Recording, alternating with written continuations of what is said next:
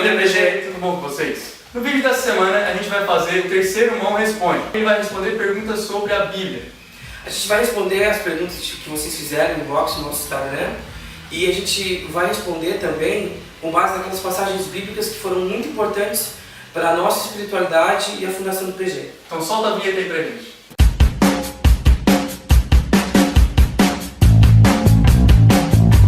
E a nossa primeira pergunta é minha, irmão.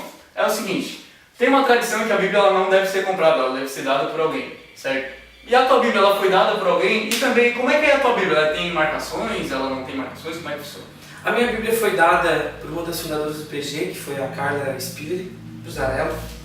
E ela me deu essa Bíblia, ela disse que essa Bíblia era da mãe dela. E o legal é que ela já está toda marcadinha, ó. Então muitas vezes eu uso várias colinhas que eu acho que a mãe dela já fez.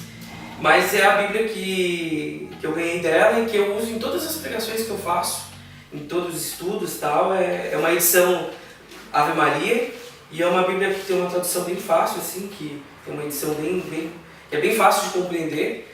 E geralmente eu uso dela para fazer todas as pregações do PG e dos retiros e tal. A segunda pergunta ela foi feita pela Samila e pela Maria Eduarda. Elas perguntam assim: qual o livro bíblico, né? E qual a passagem que tu mais gosta? O livro bíblico que eu mais gosto é o Evangelho segundo São João, tá? E a passagem bíblica que eu mais gosto também está nesse livro, que é do capítulo 1, que fala sobre o Verbo encarnado. O versículo 10 em diante diz bem assim: estava no mundo e o mundo foi feito por ele, e o mundo não o reconheceu. Veio para o que era seu, mas os seus não o receberam.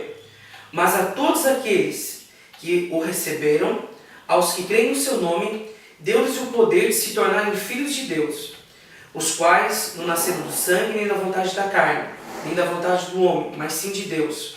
E essa parte para mim é a parte que mais toca, assim, que mais me sensibiliza e que eu mais gosto, que diz bem assim no versículo 14: e o Verbo se fez carne e habitou entre nós, e vimos a sua glória, e a glória que o Filho único recebeu do seu Pai, cheio da graça e de verdade. Então, essa passagem bíblica me toca muito e é a que eu mais gosto, porque fala da presença de Deus na terra, assim, o Verbo divino, a ação de Deus, o Espírito de Deus se fez carne e ele habitou entre nós. Fala desse desejo de Deus de estar perto do homem, de estar no homem, ao ponto de habitar no homem. Tá? Então, para mim, a maior prova do amor de Deus para com o homem é querer estar perto dele, querer morar nele, habitar nele. Eu acho que para mim essa é a passagem bíblica que eu mais gosto. É a mais bonita, que mais me sensibiliza, que mais me chama a atenção. E agora sim, a Maria Eduarda Colom, ela pergunta: qual a passagem que mais te define? A passagem que mais me define, assim, que mais define a minha vida, que eu posso dizer assim, não, essa passagem aqui é o que define o que eu vivo, o que nós, o PG, também vivemos. Que é a passagem de Eclesiástico 2, tá? Que ela fala sobre a paciência. E fala sobre provação. Só que muitas vezes as pessoas entendem essa provação como um teste. Eu venho falando isso e muitas vezes nós temos uma interpretação também disso, não como um teste, mas como uma purificação. Ela fala que, meu filho, se entrares para o serviço de Deus, permanece firme na justiça, no temor e prepara a tua alma para a provação. E depois mais, no versículo 5, diz que é pelo fogo que se experimenta o ouro e a prata. E nós interpretamos essa aprovação como uma purificação, que é com fogo, que é com coisas difíceis, que é com humilhação, que se experimentam, que se provam, que se purificam aquelas pessoas que estão no serviço de Deus.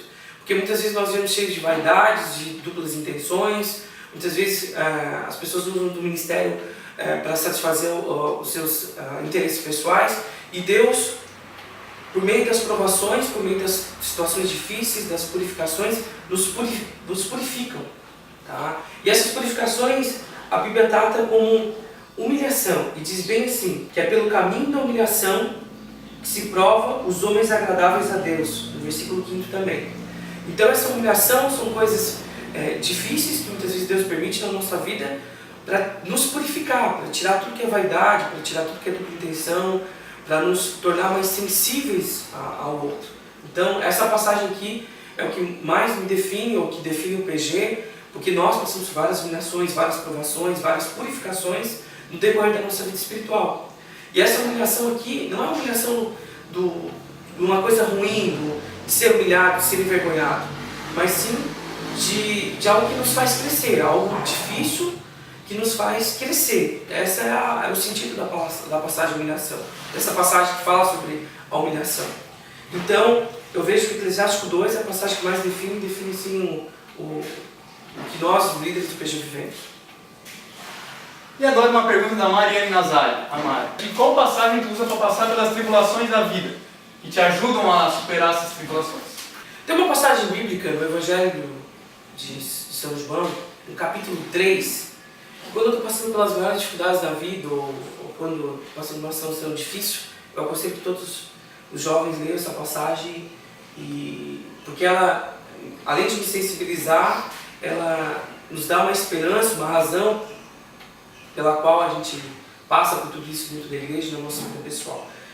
Que ela diz bem assim no capítulo 3, versículo 16: com efeito, de tal modo, Deus amou o mundo que lhe deu o seu único filho, para que todo aquele que nele crê não pereça, mas tenha a vida eterna.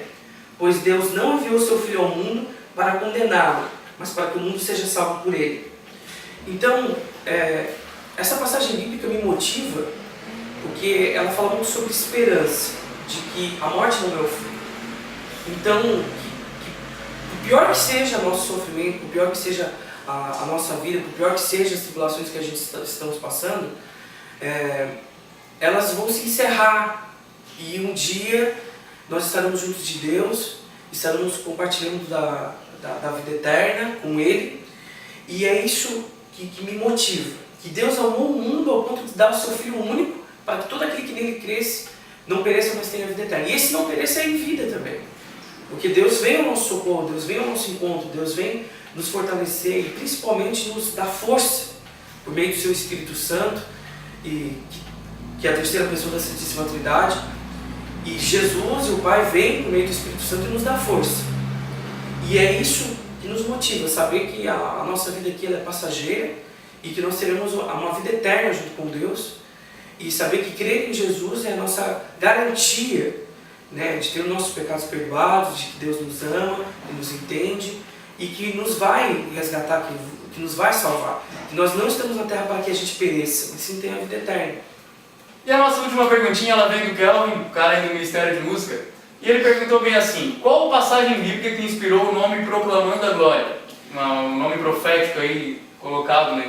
Essa passagem bíblica, ela está também no Evangelho de João, capítulo 14, no versículo 12, tá? Que diz bem assim: em verdade vos digo, que aquele que crê em mim fará também as obras que eu faço, e fará ainda maiores do que essas, porque eu vou para junto do Pai. E daí saiu o nome do grupo do versículo 13. E tudo que pedires ao Pai em meu nome, vos farei, para que o Pai seja glorificado no Filho.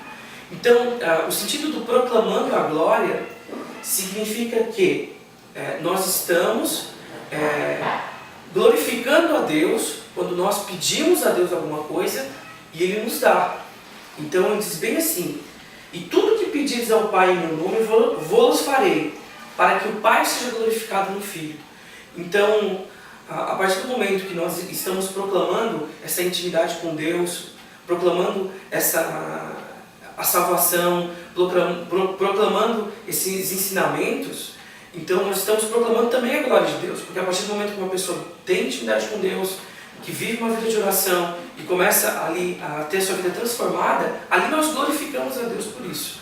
E por isso, Proclamando a Glória. Então nós encerramos o nosso vídeo hoje com o Responde sobre Bíblia. Gente, segue a gente nas redes sociais, curte a nossa página aqui, se inscreve no nosso canal e interage com a gente lá no Instagram, vai interagindo nas nossas redes sociais, conversando com a gente, dando toque lá pra gente. Valeu, gente. Abraço, até mais. Tchau, tchau. Tchau.